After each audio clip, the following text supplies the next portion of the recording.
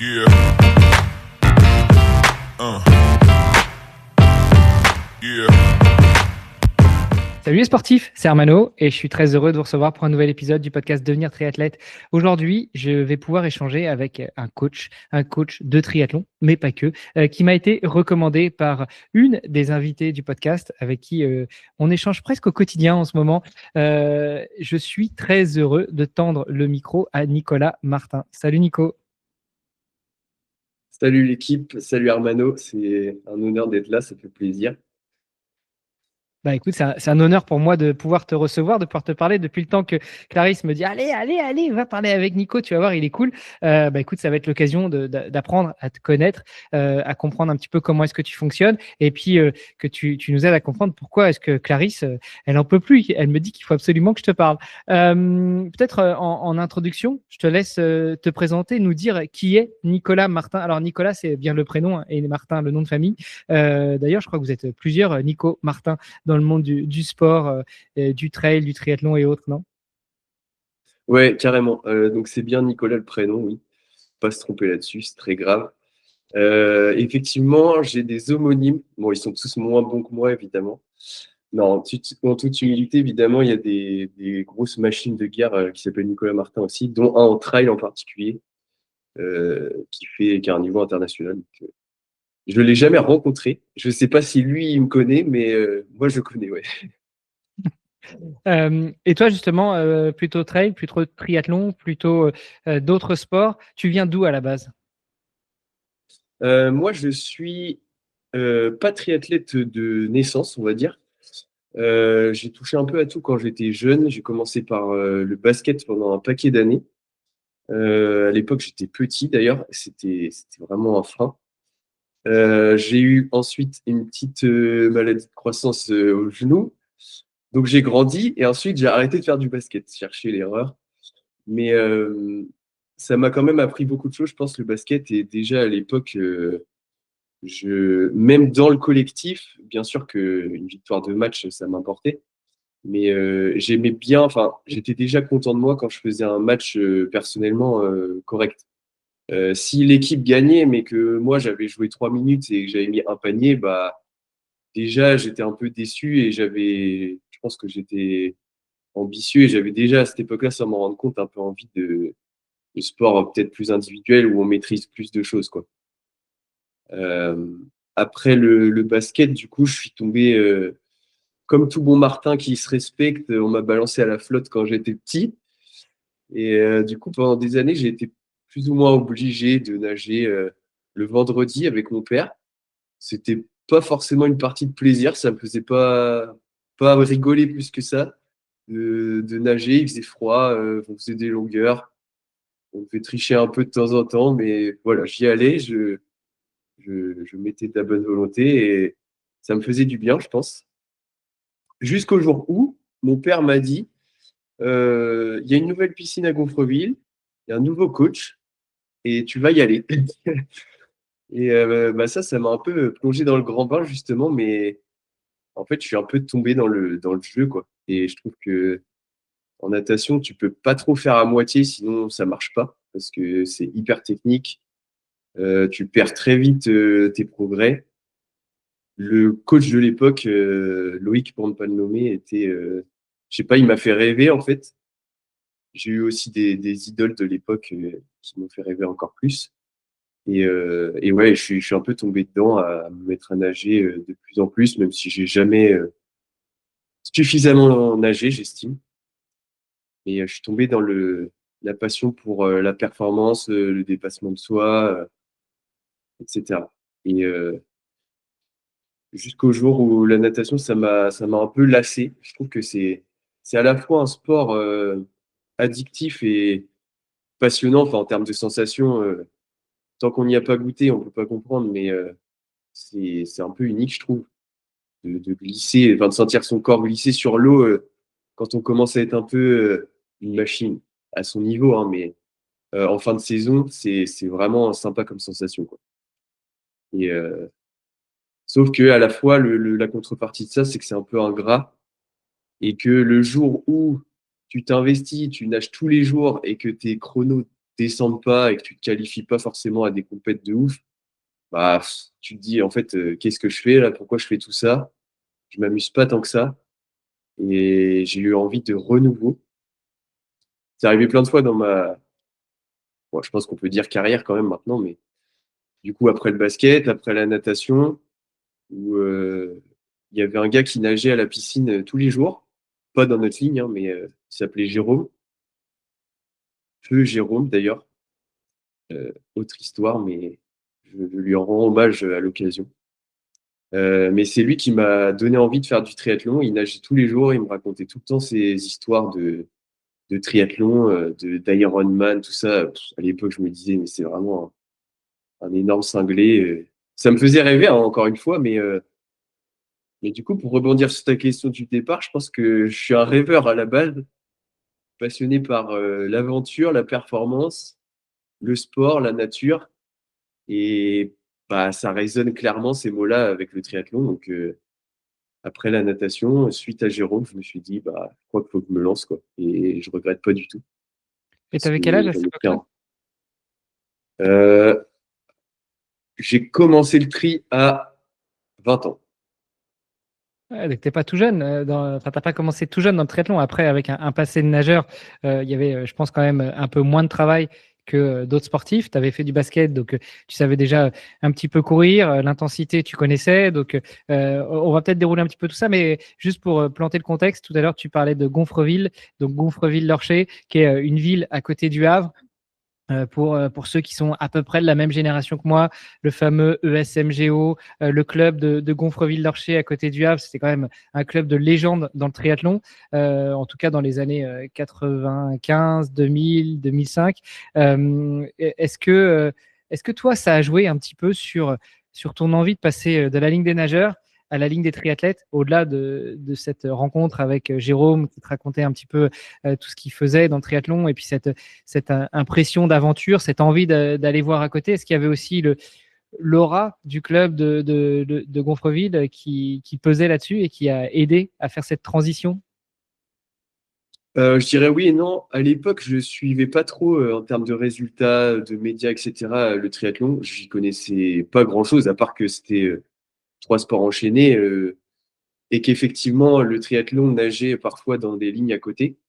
Mais c'est sans aucune critique, hein, c'est un club que j'aime, mais c'est pas spécifiquement grâce à eux ou en voyant les triathlètes nager que je me suis dit, oh, ça a l'air trop bien.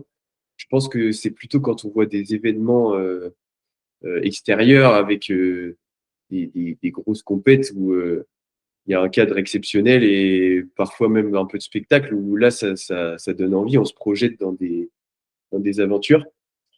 Mais oui, quand même, je savais que déjà, j'étais quand même licencié au club dans la partie natation. C'est un club que j'apprécie depuis longtemps et je savais qu'ils avaient une division de haut niveau. Alors, c'était plus en duathlon, du coup, que je connaissais peu, mais je savais qu'elle existait, quoi. Et euh, souvent, enfin, j'ai déjà eu l'occasion de faire des stages entre triathlètes où on partageait ce stage avec des nageurs et des nageuses. Et souvent, la transition de la natation à un autre sport s'avère pas toujours facile.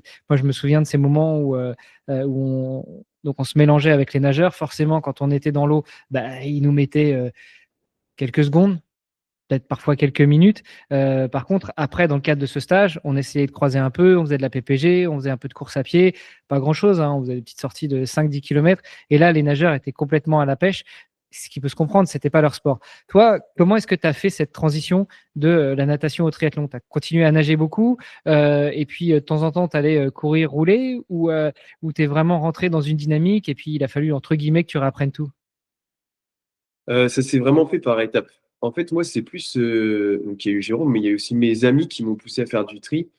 Parce que bah, du coup, je savais courir correctement grâce au basket. Je nageais par rapport à des triathlètes très bien. Par contre, le vélo, c'était découverte totale pour moi. Enfin, et c'est notamment un été où on avait emmené nos VTT en vacances avec nos copains. Dans mes copains, il y a des bons cyclistes, très bons même maintenant. Et à l'époque, enfin, moi, je faisais jamais de vélo. On était allé faire un call en fin de journée pour rigoler et il m'avait dit, mais t'as jamais fait de vélo, tu te débrouilles super bien. Franchement, il faudrait que tu fonces dans le prix et que tu essayes parce que il y aurait sûrement moyen d'aller chercher quelque chose, quoi. Donc ça m'a un peu incité. Et puis aussi, le fait de découvrir le vélo, je me suis rendu compte que c'était sympa, quoi. Par rapport justement au cadre fermé de la natation où tu as la tronche dans l'eau et tu t'amuses pas trop. Le vélo, tu discutes, tu rigoles, tu vois du paysage, tu as des sensations super aussi, quoi. Donc ça s'est fait au début progressivement. J'ai continué à nager beaucoup parce que j'aimais ça et que je voulais pas trop perdre. C'est aussi par peur. Quand tu dis nager beaucoup, c'est quoi? Cou- C'était tous les jours? C'était une fois, deux fois, trois fois par jour? Est-ce que ou c'était un peu moins souvent la première année ou les 2, 3 premières années, je continuais à nager 4 fois, je dirais. Bon, dans la ce qui semaine? est peu et pas beau. Enfin, tout est relatif, hein. Il y en a qui vont dire c'est rien 4 fois et il y en a qui vont se dire c'est énorme. Mais j'avais beaucoup de mal en vélo parce que ça restait une découverte et un point faible. Du coup, je roulais pas mal tout seul au début et je détestais ça. Parce qu'à chaque fois que je roulais, j'avais mal aux jambes, comme tout bon nageur qui a pas de jambes. Et je me disais, mais c'est horrible, ce sport, t'es tout le temps en prise. Chez nous, il y a beaucoup de vent. Vraiment, je détestais ça, donc j'en faisais pas du tout assez. Et courir, bah, ça allait, j'allais un peu avec mes parents, je faisais un ou deux footings. Et puis après, au fur et à mesure que tu es dans la quête de la performance, tu te rends compte de l'importance du vélo dans le triathlon. Et tu te dis, là, il va bien falloir un moment que je me la colle parce que sinon, j'aurais jamais ce que je veux, quoi. Bah, c'est sûr, quand tu regardes même sur l'aspect temps passé dans un sport, la natation, c'est là où tu passes le moins de temps. Le vélo, c'est là où tu en passes le plus. Puis la course à pied, tu es entre les deux, quoi, en termes de répartition sur les trois disciplines. Bon, après, ça dépend comment tu finis ton Ironman. Il y en a qui mettent autant de temps pour faire le marathon qu'ils ont mis pour faire les 180 bornes en vélo. Mais ça, c'est autre chose. Mais, et du coup, là, à ce moment-là, quand tu commences à changer de sport, pardon, au profit du triathlon. Tu continues à nager beaucoup, parce que 4 fois par semaine, sachant que tu faisais d'autres sports à côté, c'est quand même déjà pas mal. Euh, à ce moment-là, tu fais quoi? Tu es en études, tu travailles. Comment tu t'organises aussi pour réussir à caler tout ça?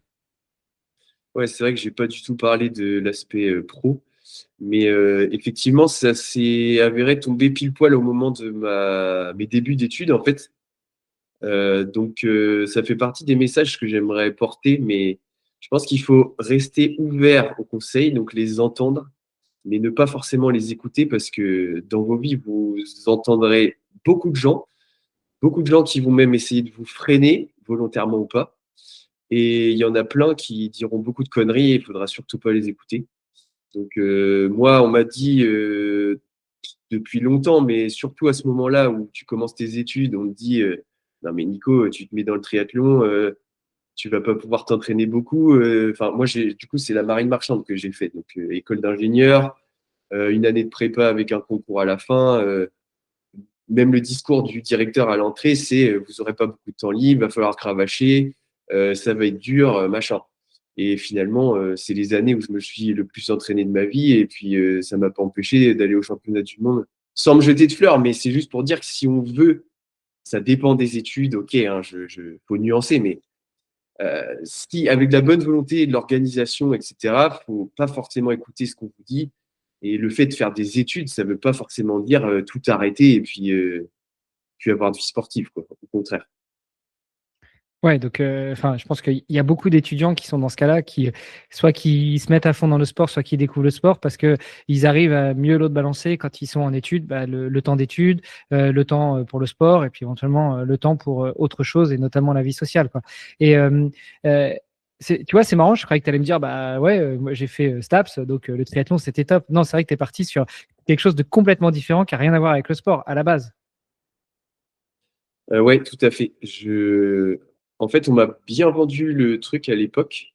Donc, je suis officier de la marine comme formation initiale, du coup, et ingénieur. Et à l'époque, je savais pas trop ce que je voulais faire en fin de lycée.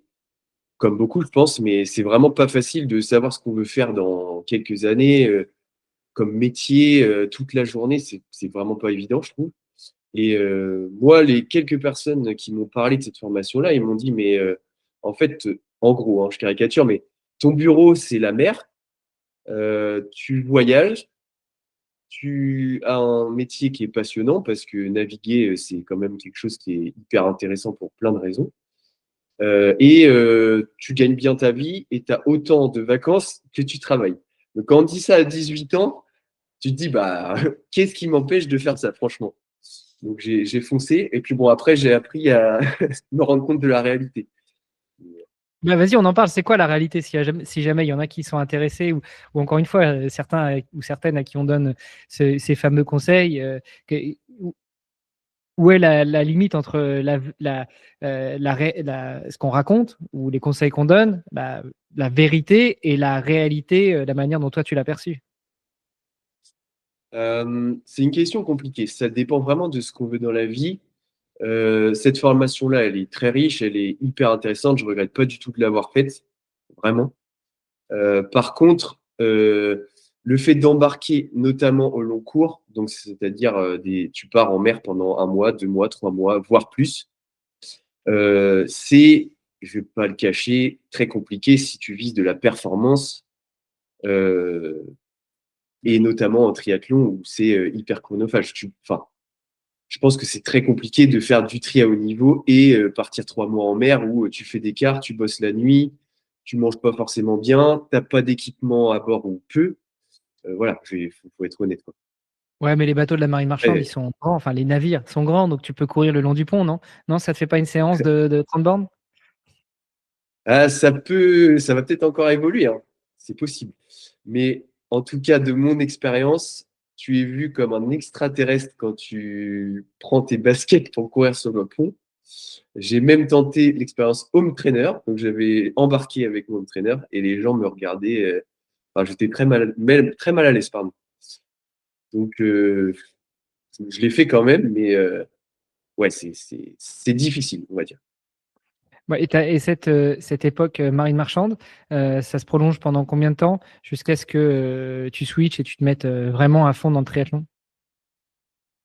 Bah, en fait, ça s'est fait parallèlement pendant les études.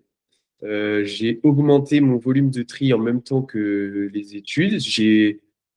Moi, j'ai quand même souvent pour ambition d'aller au bout, donc je voulais passer mes diplômes dans tous les cas, naviguer ensuite.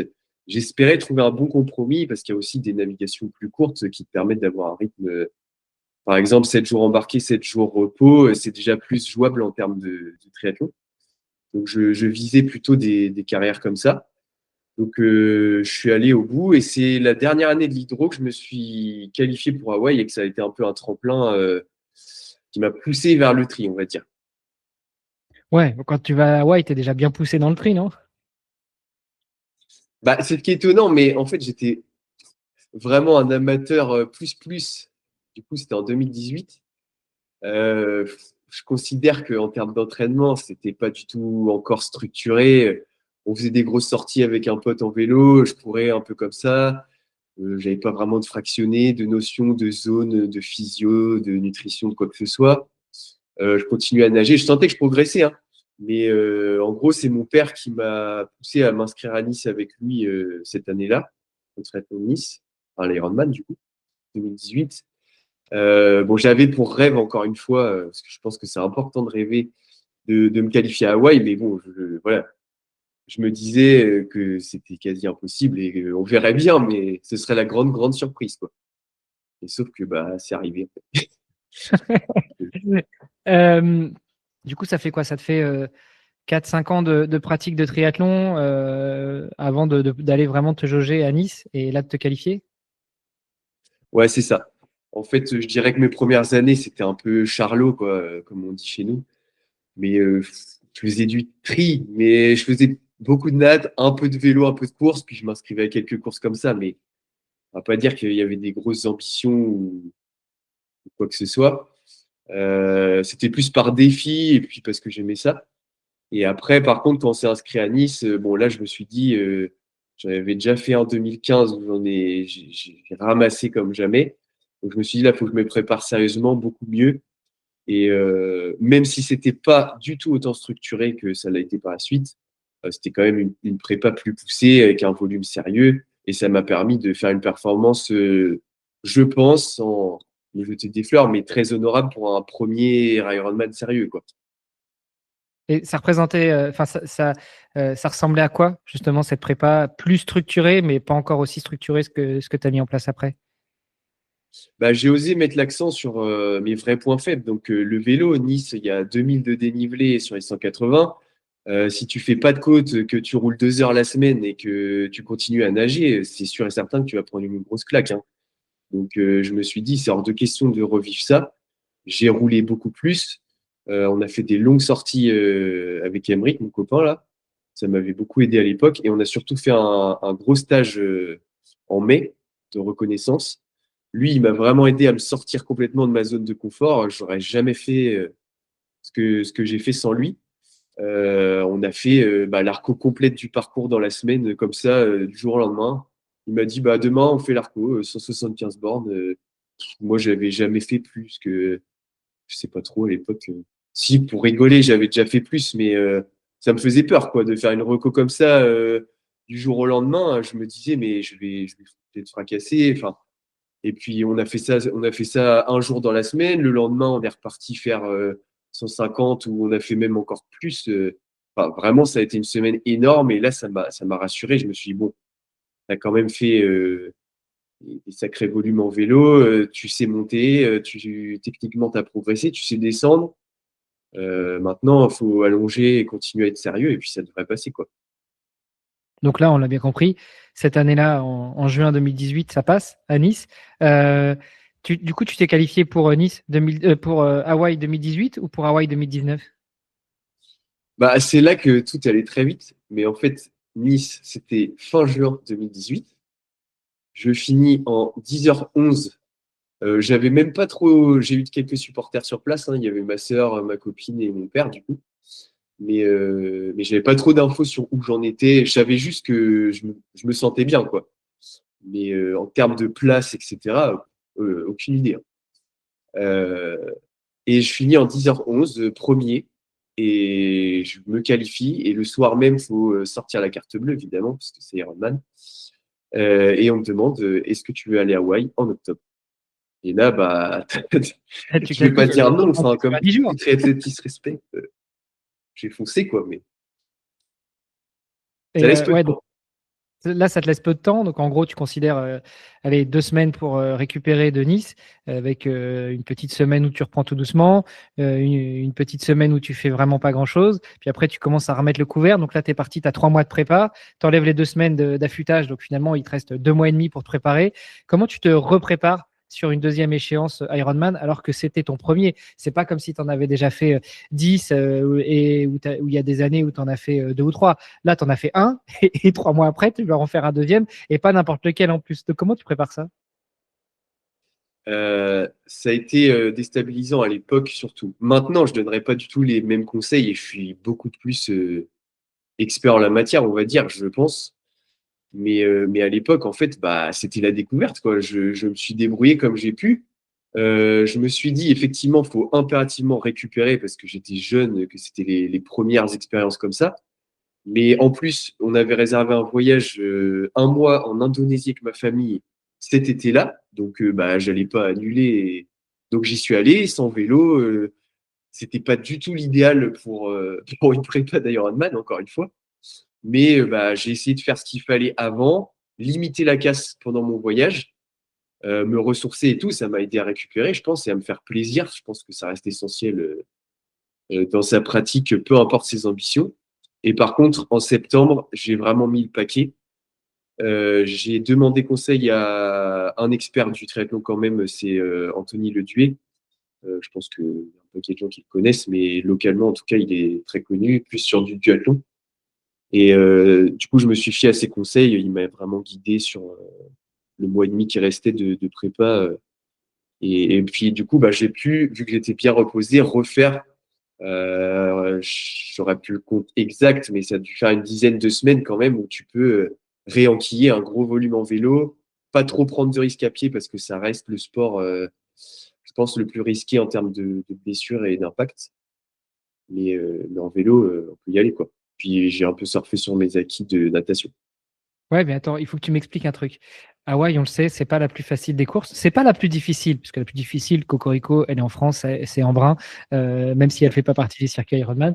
Euh, mais non, mais plus sérieusement, Hawaï n'est pas la plus difficile, mais c'est pas non plus la plus facile. Et surtout, il y a un élément qui rentre énormément en jeu à Hawaï, c'est le climat. Comment est-ce que, en vivant au Havre, tu te fais 3 mois de prépa pour être prêt à arriver à Hawaï, mais aussi à t'acclimater à la chaleur et aux conditions hawaïennes.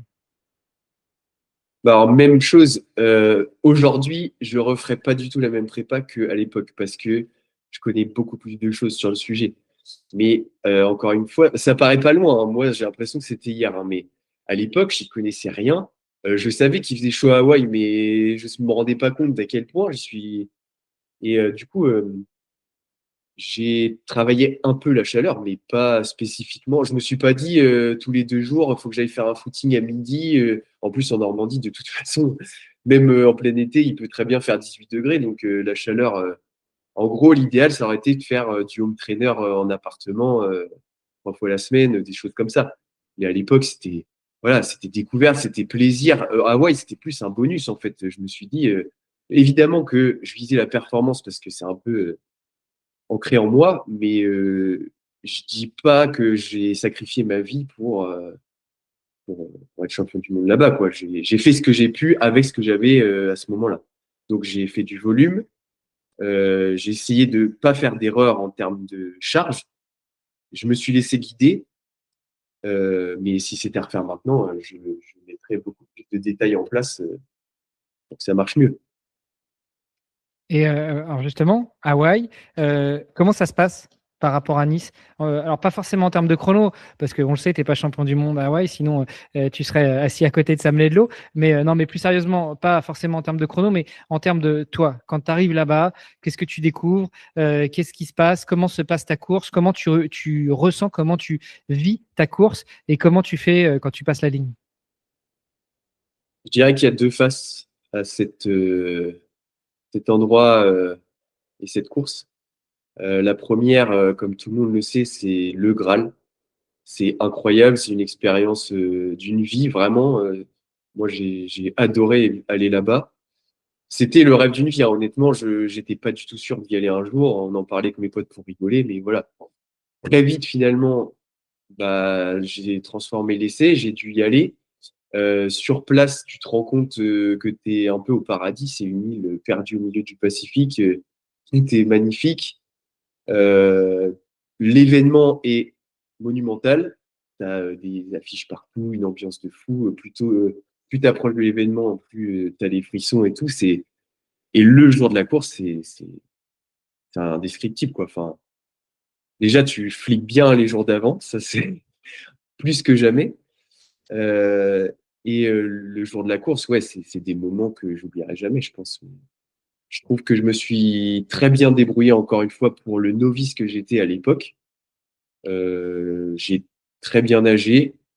À mon niveau, encore une fois, hein, je dis pas, hein, Sam Lidlo, il allait plus vite que moi. Oui, on est d'accord. Parce qu'il y a toujours des rageux qui critiquent ce qu'on dit, mais je préfère, parenthèse fermée, je préfère le dire. Non, mais Mais sur le podcast Devenir triathlète, il n'y a pas de rageux, t'inquiète pas, il n'y a que des amoureux du podcast et puis des invités. Et puis, juste pour rebondir, tu disais en intro que toi, tu n'es pas né triathlète. Sam, il est quand même né triathlète, hein. Il a commencé à faire du triathlon, je pense que avant même de savoir nager et parler, non? c'est vrai. C'est vrai, c'est Et- vrai. Mais donc, du coup, ouais, j'ai pris plaisir en natte. Pour une natte en mer, j'avais nagé en 55 minutes ou un truc comme ça. Donc, c'était très correct pour l'époque, avec le peu d'expérience, encore une fois. En vélo, bah, c'était la grosse surprise, mais avec beaucoup moins de connaissances que maintenant. J'ai roulé sans capteur de puissance, sans toutes les données aéro que j'ai maintenant, etc. J'ai roulé à 37 de moyenne, donc vu la chaleur, le peu d'acclimatation et tout, j'étais très très content de ma perf de ce moment-là. Et à pied, bon bah forcément, ça a été plus compliqué, comme de toute façon la majorité des coureurs là-bas. On l'a vu même pour Sam d'ailleurs, hein. Même des athlètes internationaux et les meilleurs du monde, ils en chient à pied, pour le dire clairement.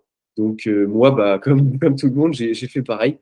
Et je dirais que c'est l'erreur que je commettrais pas une deuxième fois si je devais y retourner un jour. C'est que le parcours est très dur, c'est des montées-descentes, il fait extrêmement chaud. Et bon, j'ai limité la casse en finissant en 3,45 le marathon, mais j'ai dû marcher, j'ai galéré vraiment. À partir du semi, je dirais, c'était une souffrance. Bon, j'ai revécu ça un paquet de fois sur d'autres courses, mais ouais, ça va quand même très très loin. Faut le savoir. Ouais, tu m'étonnes. Et donc là, on est là, on est en octobre 2018. Tu boucles Hawaï. Je l'ai rapidement dit en intro, mais c'est Clarisse qui m'a suggéré d'échanger avec toi parce que tu es ni coach, tu es son coach. Comment est-ce que comment est-ce qu'en 2018, bah, tu te dis, OK, je vais tout miser sur le triathlon et je vais également devenir coach? Ou tu exerçais déjà avant même d'arriver à Hawaï? Euh, Ça s'est fait progressivement, encore une fois. Déjà, il a fallu redescendre de mon petit nuage, savoir. En fait, c'est difficile quand ça t'arrive jeune comme ça de se dire est-ce que je boucle ma carrière là, je passe à autre chose, ou est-ce que c'est vraiment une passion, c'est quelque chose qui me transcende au quotidien et j'ai envie d'aller plus loin, quoi. Parce qu'on peut se dire, au bout de quelques années de pratique, sachant que je considère que moi, mes premières années, c'était pas vraiment du tri, enfin, c'était du tourisme. Donc, au bout d'une année Il y en ou a beaucoup deux qui aimeraient de bien être touristes sérieux, comme toi. c'est dur de se dire, est-ce que j'ai vraiment envie de pousser le curseur, d'aller plus loin, ou est-ce que je me dis, bon, bah, c'est bon, je suis allé à Hawaï, j'ai fait le tour, et en fait, très rapidement, je me suis dit, non, je suis pas du tout à mon max. Je pense que je peux encore progresser dans les trois disciplines énormément. Et du coup, c'est un domaine qui m'a passionné dès ce moment-là, en fait. Donc, j'ai quand même terminé mes études début 2019. J'ai commencé à naviguer. J'ai déchanté. Bon, ce serait long de reparler de tout ça, mais j'ai été un peu déçu du monde de l'entreprise. C'était au moment du Covid. On me l'a bien mise à l'envers. Et du coup, j'ai cherché un moyen simple de pouvoir allier ma passion pour le sport et un travail qui me libère assez de temps pour pouvoir le faire. Et du coup, je me suis reconverti comme. Enfin, j'ai profité de ce moment-là du Covid pour passer la formation du DE, du coup, de coach. Donc, tu es un diplôme d'État. Ouais, diplôme d'État. Donc, ce qui est très bien, c'est que le Covid, vu qu'on avait beaucoup de temps, ça m'a permis de vachement me renseigner sur comment faire, quelles sont les obligations, où aller, etc. Et en fait, je recommande vraiment, mais déjà, petit message, le DE, c'est le seul diplôme qui permet légalement d'avoir le droit de coacher. Donc, normalement, tous les néo-coachs qui apparaissent sur les réseaux sociaux tous les 2 jours grâce à Insta, vous êtes bien gentils, mais normalement, il faut une formation pour faire ça. Et du coup, j'ai passé le DE à Vichy en alternance au club du hack. Donc, j'étais entraîneur au hack. Et parallèlement, je suivais une formation à Vichy, à peu près en moyenne une semaine par mois. Bon, pour ceux qui ne sont pas footeux ou qui ne connaissent pas l'acronyme HAC, c'est Havre Athletic Club. C'est un gros club multisport dans la ville du Havre. Et ils ont notamment une grosse section natation. Ils ont aussi une grosse section triathlon. Il y a des gros nageurs qui viennent du HAC. Ils ont une grosse section football. Hein. Ils sont, je sais pas, ils sont en Ligue 1, Ligue 2? Non, Ligue 2, le HAC peut-être. Je suis un Et peu non, ils perdu. sont montés là, attention. Ah, attention. Donc Non, voilà. j'aime pas le foot comme toi, mais Mais, euh, mais voilà, c'était juste pour faire un peu de sous-titres sur, vu que tu parles du hack, et puis rendre hommage aussi aux amis normands quand même. Hein. Donc, alternance au hack, donc à la fois tu es entraîneur et à la fois tu suis la formation. Ça te demande combien de temps ça? eh ben, quasiment 2 ans. Donc, à la fois long et pas long, parce que ce qui a été génial pour moi, c'est que j'avais 25 ans et du coup, ça m'a permis d'avoir un salaire décent. Parce qu'en alternance, j'étais payé à peu près 1 500 par mois, alors que il me semble que les apprentis de moins de 25 ans, c'était genre la moitié, quoi, 800 balles par mois. Donc ça change quand même la donne. Moi, j'avais un peu peur de passer de navigant, enfin, un vrai salaire, on va dire, à 25 ans où j'ai navigué et pour ne pas le cacher, je gagnais aux alentours de 3 000 euros. Donc clairement, à 25 ans, c'est énorme. Et passer à 800 balles pendant 2 ans, c'est un peu compliqué, quoi. Donc, Ouais, mais tu fais ta passion, c'est ce qu'on va te dire, c'est ce qu'on va te vendre. ouais, ouais, bah, moi, j'ai jamais travaillé pour l'argent, sinon je serais resté dans la marine, hein. Mais, mais du coup, ouais, très bonne formation à Vichy où j'ai retrouvé un gang du futur, comme on dit, avec des passionnés du tri, pratiquants, avec qui j'ai encore contact régulier. J'aimerais bien plus, d'ailleurs, je passe le mot, mais ça me ferait plaisir de les revoir plus régulièrement parce que c'était des années extraordinaires, encore une fois. Donc là, 2000, ouais, tu as dit tu commences 2020, donc 2020 jusqu'à 2022, cette formation en alternance. Et ensuite, et en parallèle, donc tu entraînes, tu te formes, j'imagine que tu pratiques, et puis on arrive en 2022, tu es diplômé, qu'est-ce qui se passe? Ouais, bah moi j'avais prévenu le club que c'était pas mon ambition de coacher en club à plein temps pour plein de raisons. Et du coup, mon ambition, c'était de pouvoir allier du coaching, alors soit en club en temps partiel, donc des créneaux par-ci par-là, et ou un suivi d'athlètes individuel. Et c'est là que j'ai pu lancer mon entreprise, du coup, enfin ma micro-entreprise, où j'ai suivi, enfin je suis du coup, des athlètes sur leurs projets sportifs individuels depuis 2022. Et pour pouvoir faire ça, je me suis reconverti comme enseignant. Je suis passé d'abord par les maths et j'ai retrouvé mes premiers amours depuis l'année dernière en lycée maritime, en navigation. Donc là, je suis prof de navigation. Si vous avez tout suivi depuis le début, vous êtes chaud. Et coach en triathlon. Et pratiquant, évidemment. Wow, mais il te reste du temps aussi après pour respirer, pour la famille, etc. Bah, c'est une question piège un peu. Oui, en vrai, j'ai toujours réussi à trouver un équilibre parce que c'est important pour moi.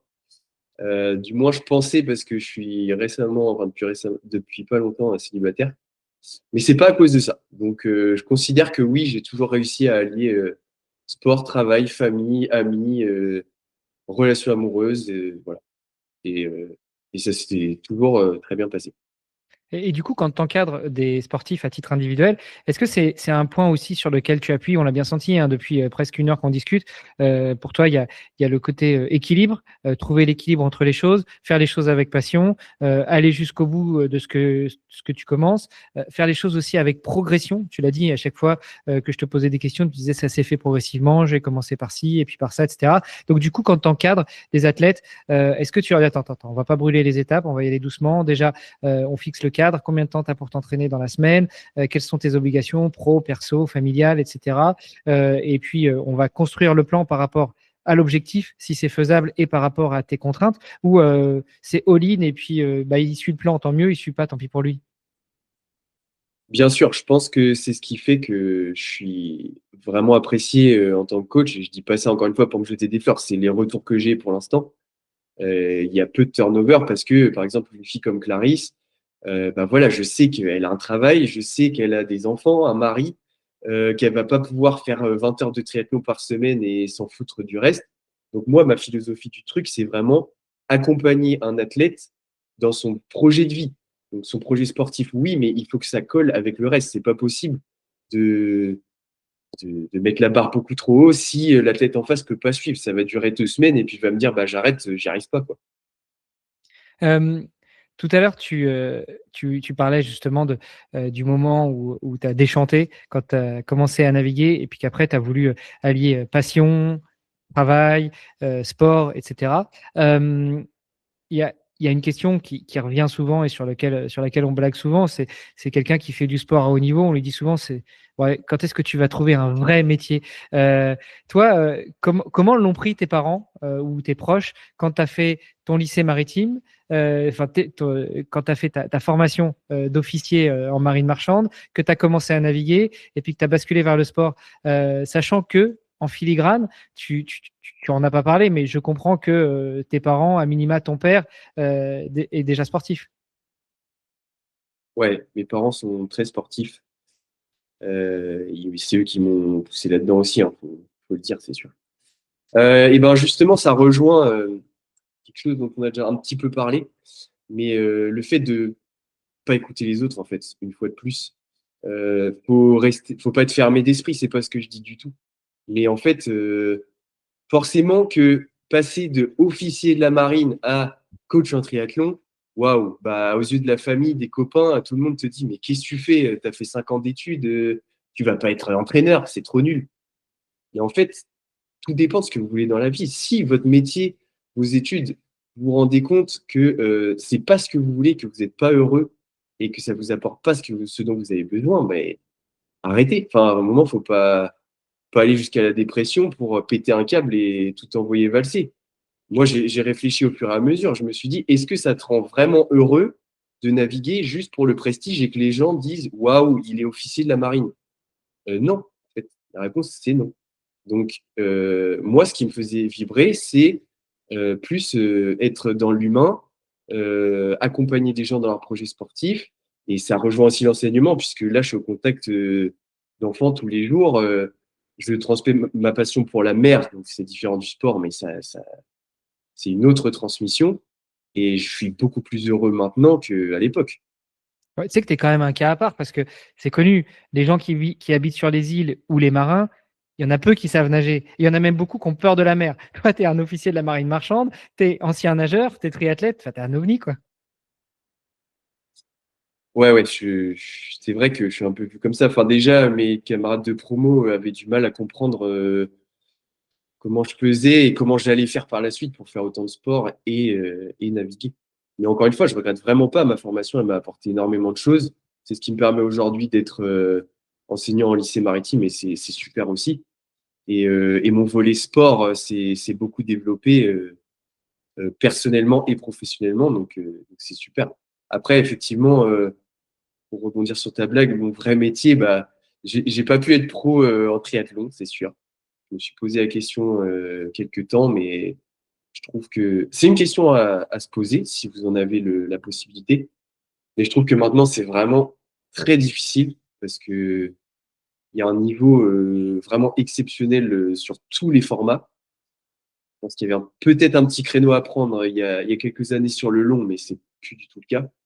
Et en fait, je me suis dit, si c'est pour encore sacrifier des choses pour être un mauvais ou un moyen pro, et pas avoir de salaire, avoir peut-être quelques sponsors en plus. Mais bon, je me suis dit, encore une fois, je vais pas être plus heureux, donc non.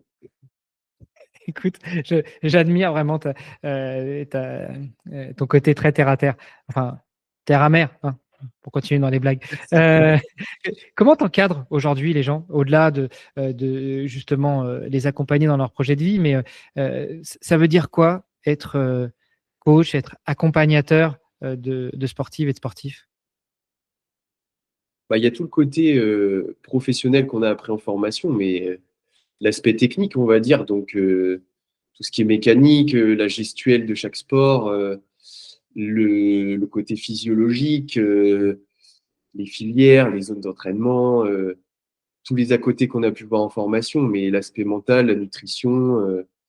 Et il y a aussi tout le côté, et là, c'est ce qui, enfin, pour moi, c'est 50% du job, hein, mais tu peux être très bon sur le côté technique, mais si tu n'es pas bon sur le côté communication, retour des athlètes, prise en compte de leurs problèmes, leurs tracas du quotidien. Alors, c'est ce que je dis souvent, hein, je suis ni médecin, même si je m'y connais un peu, ni psychologue. Mais voilà, en fait, le fait est que quand tu encadres des athlètes, bah, tu peux tomber sur un moment où le gars ou la fille perd un proche en pleine prépa, et c'est arrivé, hein, c'est du vécu, a des tracas amoureux, des tracas dans sa famille. Enfin, ça peut être plein de problèmes, mais il faut savoir les gérer. Si tu fais vraiment l'impasse là-dessus et que tu es tête baissée dans ta planif, encore une fois, pour moi, ça ne mènera à rien. Euh, T'as amené où tes athlètes aujourd'hui, celles et ceux que tu as encadrés? J'ai des profils très différents. Moi, mon objectif, c'est de les accompagner dans leur projet. Donc, il y en a qui me contactent pour décharger mentalement. Je pense à Charlotte, par exemple. À la base, c'était plutôt ça le projet. Donc, c'est-à-dire avoir un guide au quotidien qui leur permet de ne pas avoir à réfléchir à ce qu'ils ont à faire au niveau sport. Évidemment, des séances cohérentes, de progresser dans chaque discipline, etc. Les objectifs évoluent chaque année. Mais à la base, c'était pas forcément pour de la performance, pour un objectif précis, etc. Et puis bon, comme beaucoup d'athlètes, elle est un peu tombée dedans. Mais donc j'ai des profils comme ça et j'ai des profils qui, dès le départ, te donnent l'ambition. Ils veulent aller le plus haut possible, viser tel objectif, tel 73, faire tel chrono. Et là, tu mets tout en œuvre pour que la planif fonctionne au mieux. Donc, je considère que, alors, je suis pas magicien, hein, je n'aurais pas la prétention de dire que j'ai accompagné à 100% tous mes athlètes vers leur objectif. Mais très honnêtement, sans faire de pub parce que j'en ai pas besoin et pas forcément envie, mais je trouve que, et c'est ce qui me passionne pour ce truc-là encore plus, je trouve que j'ai réussi à amener vraiment la très très grande majorité des gens vers là où ils voulaient aller. Et c'est pour ça qu'ils restent d'ailleurs. Tu, tu travailles à distance, tu travailles en présentiel, et si tu es à distance, tu vas voir tes athlètes, comment ça se passe? Alors, l'avantage, c'est que je fais à distance, oui. Mais comme je travaille un peu par bouche à oreille, c'est-à-dire que j'ai juste mis un message, coucou, je lance mon entreprise en 2022. J'ai eu un, deux athlètes. Et puis après, ça s'est fait que par bouche à oreille. Donc, c'est que des gens que je connais plus ou moins et qui sont relativement proches. Donc, ce qui est cool, c'est que je les connais. Donc, j'ai un peu de proximité pour être un peu plus proche d'eux. Je leur parle par vocaux souvent pour essayer de créer une proximité ou les appeler. Et ça me permet de temps en temps de faire une séance avec eux, aller rouler, aller à la piscine, pouvoir corriger des gestes techniques, des postures, etc. Et ça enrichit vachement plus le truc que j'ai eu des propositions hein, en tant qu'athlète. Hein, que le coach qui est à Monaco qui te dit bah ouais, moi je prends 250 balles par mois, par contre, bah on se verra pas de l'année. Quoi. Donc là, je crache pas dessus, chacun fait ce qu'il veut, mais c'est forcément, c'est forcément moins proche de ton coach. Quoi. Et qu'est-ce que ça t'apporte, toi, en tant que coach, de rencontrer tes athlètes, et qu'est-ce que tu penses que ça leur apporte à eux? Moi, je vais toujours boire, enfin toujours, presque toujours, j'essaye en tout cas, d'aller boire un petit café au début pour se présenter, savoir un peu ce qu'ils veulent, apprendre à les connaître. Donc, je pose des questions techniques, mais leur taille, leur poids, leur âge, leurs ambitions, etc., leur matériel. Et ça permet de créer un lien, en fait, initial. Mais je trouve que c'est sympa, en fait, mettre un visage sur ton coach, ton athlète. Et puis, en partant de là, le fait d'échanger régulièrement par message, je trouve que ça apporte du lien, en fait, tout simplement. Et c'est essentiel pour moi. Enfin, en tout cas, moi, quand j'ai un coach, je trouve que c'est important. Et du coup, j'essaye de le rapporter, quoi. Tu as ouvert un peu une boîte de Pandore là. Quand toi, coach, tu as un coach, explique-nous. Je pense que je l'ai fait pendant des années. C'est aussi passionnant de s'entraîner tout seul, je parle. Mais ça reste un exercice très difficile parce que moi, ça m'a apporté beaucoup de choses. J'ai énormément appris à me connaître et c'est ce qui a fait, je pense, mon année 2025, par exemple, en termes de résultats à mes yeux, très bonne. Par contre, ça reste difficile d'avoir un regard objectif sur soi, de ne pas s'auto-flageller et de savoir se réguler seul. Je veux dire par là que dans une phase de doute, pour X ou Y raison, mais tu as besoin de te rassurer, tu as été malade, tu as été blessé, tu viens de te faire larguer, ça peut être tout et n'importe quoi. C'est difficile de rester dans ta petite zone 1-2, tranquille sur ton vélo et ne pas pousser le curseur. On va pas se mentir. Donc, la volonté de tout le monde dans ces exemples-là, par exemple, ça va être de se la coller, de faire une séance de gros porc et de se dire à la fin, OK, ça va, je suis encore capable d'aller vite, je suis rassuré. Et en fait, le fait d'avoir un coach, ça évite toutes ces erreurs-là. Mais le gars va te dire, non, demain, tu fais tel truc à tel calibre et tu n'en sors pas. Et enfin, si c'est une fois de temps en temps, c'est pas très grave de sortir du cadre.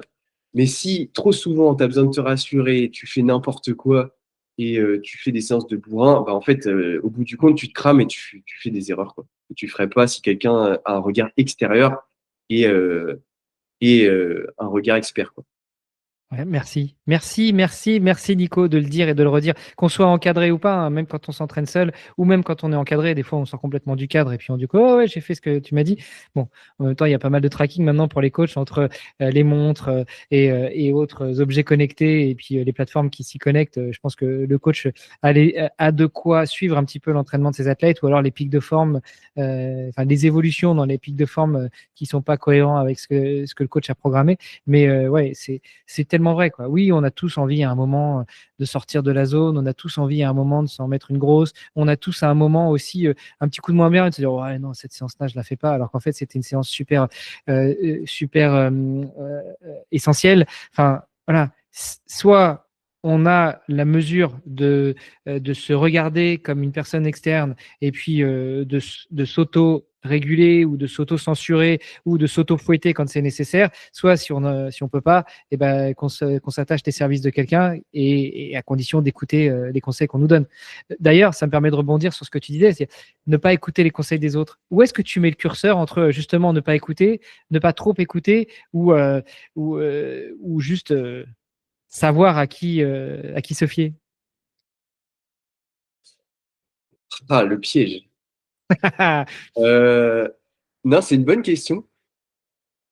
Je dirais, en fait, dans la pratique, il y a beaucoup de jaloux. Donc, il y a des gens qui vont essayer de te freiner. Ceux-là, faut pas forcément les écouter. Tu peux entendre ce qu'ils disent. Peut-être qu'ils ont raison. Et ça permet des fois de se remettre en question. Encore une fois, je dis pas qu'il faut avoir des œillères. Par contre, faire confiance à un coach, moi, en tout cas, mon coach, et que ça a été Basile, un des gars du DE que j'ai choisi à l'époque, je le connais, j'ai confiance en lui. Alors la confiance, elle peut se gagner aussi, vous me direz. Mais je lui ai accordé une confiance totale parce que le gars, il est diplômé, il est pro, il est sympa, je sais qu'il fait bien son travail. Je vois pas pourquoi j'écouterais pas ses conseils. C'est la différence entre des conseils de pro et un jaloux, un rageux, encore une fois, qui va te dire ouais, de toute façon, tu n'iras jamais plus loin dans le tri, tu as fait Hawaï, c'est bon, c'est fini, quoi. Et si on prend par exemple les conseils des parents ou des proches, parce que souvent ils te veulent pas de mal, euh, où est-ce que tu mets le curseur? Et notamment, je sais pas, si on prend ton père qui est sportif, s'il te dit écoute là, franchement Nico, tu déconnes, t'en fais trop. Ouais, c'est plus t'en fais trop que t'en fais pas assez. Où est-ce que tu mets le curseur pour dire non mais écoute papa, soit je sais ce que je fais, soit mon coach il sait ce qu'il fait, soit cette reconversion, je sais ce qu'il me faut, je sais que c'est ce qu'il me faut. Enfin, tu vois, où est-ce que tu mets le curseur à ce moment-là? En fait, tu le mets où tu veux. Non, mais très sérieusement, moi, c'est ce qui m'anime depuis toujours, mais je pense que j'ai cette folie en moi qui régnera toujours et l'aspect rêve qui me permet de placer le curseur où je veux. Je m'en fous, enfin, j'essaye d'apprendre à m'en foutre du regard des autres. Mais parfois, il faut savoir garder son rêve pour soi, savoir où on va et pas forcément se dire ou se répéter chaque jour ah ouais, mais lui, il m'a dit que j'y arriverais pas, il a peut-être raison. Faut pas penser à ça, sinon vous faites rien en fait, vous restez dans votre canapé. Des fois, faut rêver très grand. Faut se dire qu'on va aller à Hawaï, faut se dire qu'on va faire embrun, qu'on va gagner telle ou telle course, et ça va arriver. Enfin, ça me fait penser à Michael Jordan qui dit que faut jamais penser à l'échec. Lui, en fait, il abordait un match ou un tir, il pensait jamais une seule fraction de seconde à l'échec. Sinon, une fois sur deux, tu rates. Pour gagner un triathlon aujourd'hui, si tu doutes sur la ligne de départ, tu peux pas gagner. Tu as déjà perdu. Écoute, c'est beau. Je garde ça en citation de l'épisode parce que franchement, j'adore. Euh, Écoute, on avance un petit peu dans l'épisode et on arrive quasi à la fin. Est-ce qu'il y a un sujet que tu aurais voulu aborder, une question que je t'ai pas posée? Euh, je ne m'as pas demandé ma plus belle année de tri, mais je pense Tu l'as que dit? ça peut valoir le détour parce que c'est quand même intéressant. Allez, vas-y. Euh, enfin, ouais. Parce que du coup, je trouve que j'ai quand même maintenant un peu de recul, sans faire le vieux crouton du triathlon. Mais voilà, ça fait 10 ans que j'en fais, quoi. Je suis passé un peu par toutes les méthodes. j'ai traversé des périodes de ténèbres, on va dire, pour le nommer, du coup, en 2023, fracture du col du fémur. Donc, encore une potentielle raison de mettre fin à ma carrière. J'y ai pensé, je ne le cache pas. Euh, et en fait, de voir à quel point le corps et l'esprit sont magnifiques et permettent de rebondir 10 fois plus haut, c'est que 2024 et 2025, c'est mes plus belles saisons de très loin. Et 2025 en particulier, j'ai réussi en priorisant du coup l'aspect plaisir, famille et relations amoureuses, à beaucoup moins me prendre la tête et à performer encore plus que jamais. Donc, pour moi, ça a été vraiment une année magique. C'est que grâce à ma connaissance de moi et tout ce que j'ai appris, je trouve que j'ai réussi à. Ouais, c'était vraiment une année magique, quoi. J'ai réussi à gagner des triathlons que j'aurais jamais pensé gagner. Et j'ai repensé à toutes les fois où j'ai douté, toutes les fois où on m'a dit ouais, enfin, pas forcément qu'on me l'ait dit, mais j'ai senti le, le peu de confiance en moi qu'avaient les gens, en fait. Encore une fois, l'aspect frein, et je pense que c'est typiquement français aussi, mais toutes les fois où ouais, je me suis dit, ouais, ils ont peut-être raison, peut-être que j'irai jamais plus loin, et en fait, vraiment, ça dépend de vous. Ouais, écoute, c'est ce qu'on appelle en prépa mentale les croyances limitantes, hein. C'est exactement ça. Mais Euh, du coup, pour rebondir sur un petit détail que tu as dit, je fais un petit coup de pub pour Benoît, il va être content. Mais tu as dit que Embrun était le tri le plus dur de France. C'est un autre triathlon extraordinaire que je recommande et que j'avais surkiffé en 2021.